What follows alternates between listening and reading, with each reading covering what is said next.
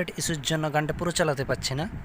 তো গানটির লিরিক্স এবং যে ভিডিওগুলি আছে সবগুলোর লিঙ্ক আমি ডেসক্রিপশানে দিয়ে দিব, ওখান থেকেই ডাউনলোড করে নেবে। তো যে অ্যাপটি দিয়ে আমি কাজ করব সেই অ্যাপটিরও লিঙ্ক দেওয়া থাকবে। তো অ্যাপটি প্লে স্টোর থেকে ডাউনলোড করে নেবে। তো প্লে স্টোর থেকে ডাউনলোড করলে অ্যাপটির ফুল ফিউচার পাবে না এবং সঙ্গে তার লোগো থাকবে। তো আমি চাইবো যে আমার ডেসক্রিপশান থেকে লিঙ্ক থেকে ডাউনলোড করে নেবে, দিলে ফুল ফিউচার পেয়ে যাবে।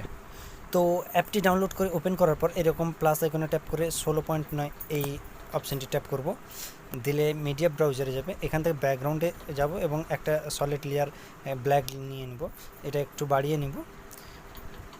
বাস বাড়িয়ে নেওয়ার পর এরপর চলে যাবো লেয়ারে গিয়ে মিডিয়াতে গিয়ে একটা গ্রিন স্ক্রিন যে ব্যাকগ্রাউন্ডটি আছে সেটা সিলেক্ট করব। ওকে, জাস্ট এটার ফার্স্ট একটু এডিট করে কেটে নেব আর ঠিক আছে। তো এটা কাটার জন্য কাঁচে এইখানে গিয়ে ট্রিম লেফট এটাকে এর করে অ্যাডজাস্ট করে দেবো, ব্যাকগ্রাউন্ডটাকে একটু বাড়িয়ে নেব জাস্ট এটা। এরপর এটাকে ফুল স্ক্রিন করে নেব।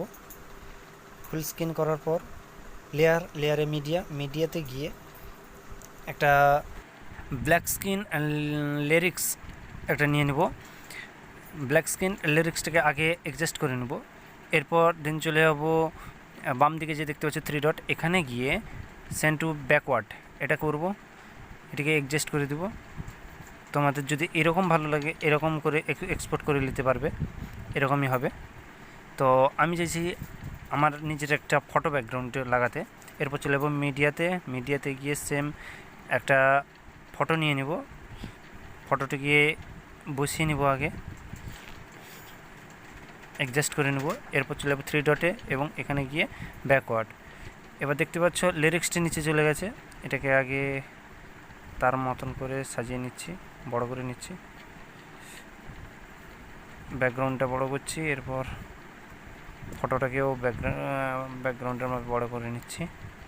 তো দেখতে পাচ্ছ লিরিক্সটি আর দেখা যাচ্ছে না। তো লিরিক্সে যাব, এটাতে গিয়ে 3 ডটে গিয়ে এটাতে ফরওয়ার্ড এটা করব, ফরওয়ার্ড।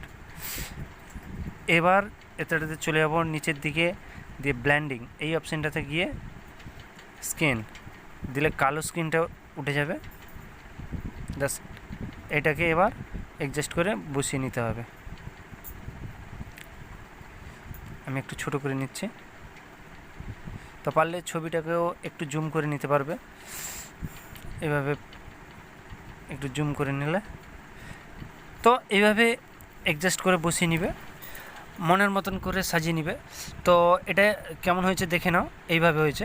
তো এরপর এটাকে এক্সপোর্ট করতে হলে ডান দিকে যে তীর চিহ্নটা দেখতে পাচ্ছ সেখানে ট্যাপ করব, সেখানে ট্যাপ করে রেজুলেশনটা আগে সেট করে নেব, তারপর এক্সপোর্ট এই অপশানটাতে টিক করব।